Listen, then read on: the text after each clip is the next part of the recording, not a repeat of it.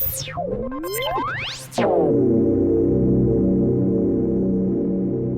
then, hello, good evening, and welcome. My name is Paul. I'm also called Knick-Knack. I'm the brains behind Knick-Knack's Daily Teaser. It's a fun daily brain teaser quiz. I'm a man who likes watching the occasional movie, and I should hopefully be catching a few at some point this week. I'll have to let you know. But I'm also a man who likes to watch an eye-catching TV series or two. I'm a Doctor Who fan, so I've been watching that for years. I like the occasional bit of science fiction, the occasional bit of this, the occasional bit of that, and the occasional bit of everything else. Last week, I actually started watching the recent HBO series Lovecraft Country. Tonight is Wednesday let's have a look here. Tonight is Wednesday the 15th. Last night, on the 14th, I saw the second episode of Lovecraft Country, called and named after the well-known poem, Whitey's on the Moon. Let's try and sum up, shall we? Episode 2, Whitey's on the Moon, opens with a recap, briefly, of Episode 1, Sundown, but then shows us the main characters Tick, Atticus, Letty, and George, Jonathan Majors, Journey Smollett, and Courtney B. Vance, have been welcomed as guests in the white-owned Ardham Lodge. George is engrossed by his room's library. There's every author he could ever want to read sitting on those shelves. Letty is absolutely hooked by trying on the various different clothes that are all exact fits, I should add. Whereas Tick, on the other hand, is not quite what you'd call fascinated, more exactly what you'd call suspicious. Intently suspicious. This is 1950s America, and he, George, and Letty are three black people being very well treated by white people in part of town where white people really don't get nice to black people.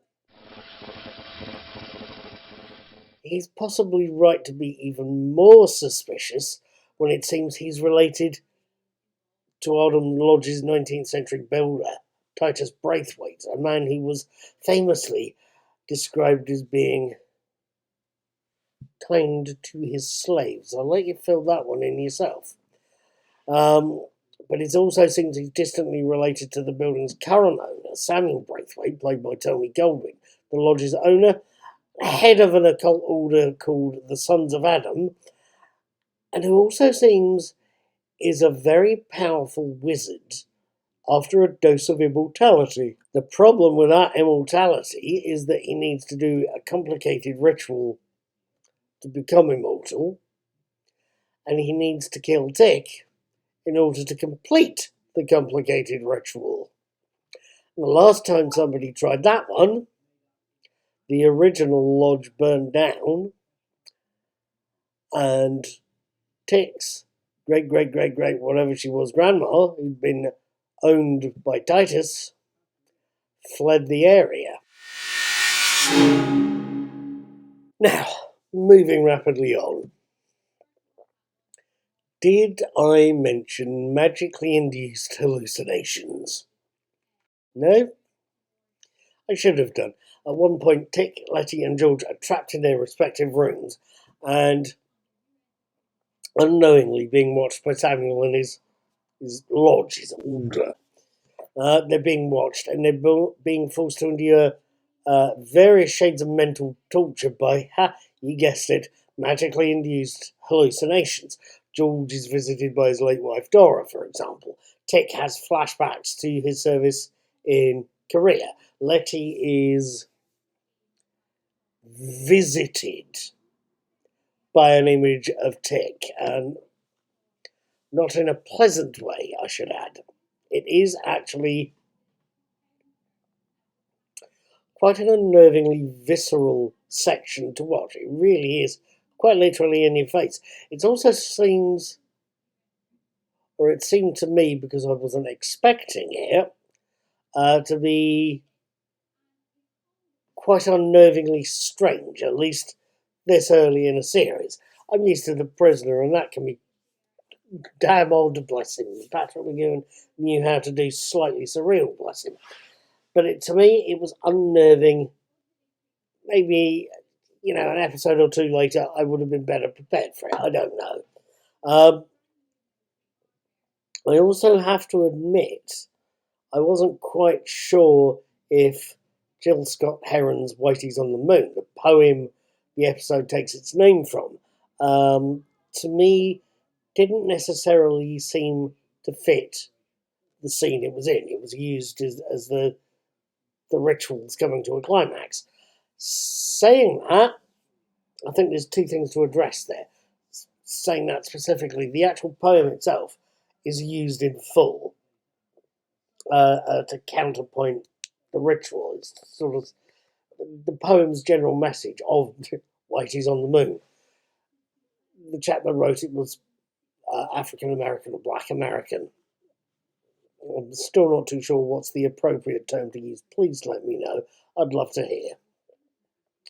But Jill Scott Heron wrote it to compare and contrast the fact that during the 60s, white America had put Neil Armstrong on the moon. His sister Nell had just been bitten by a giant bloody rat.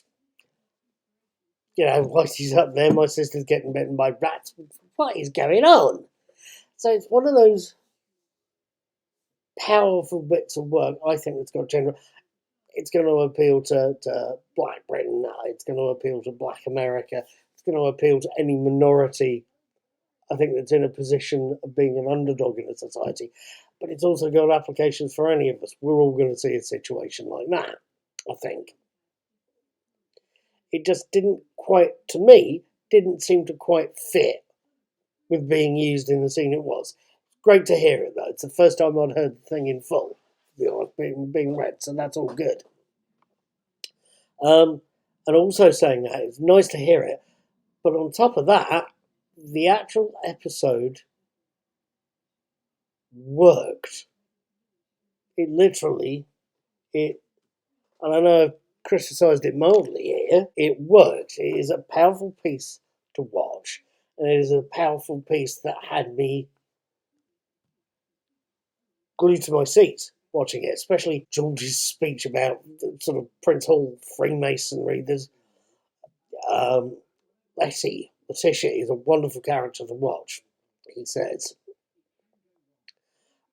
Tick's arc is another fascinating thing to watch. And of course, by the end of this episode, we get to meet Montrose, Tick's father, played by the late Michael K. Williams. And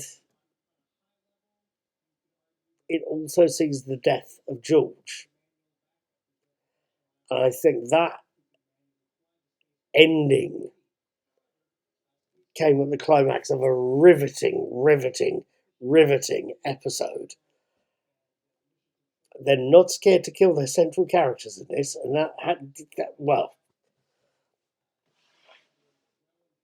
is quite something to see, I think. At any rate, I know I've given it a little bit of criticism, maybe, but episode 2, Whitey's on the Moon of Lovecraft Country, is definitely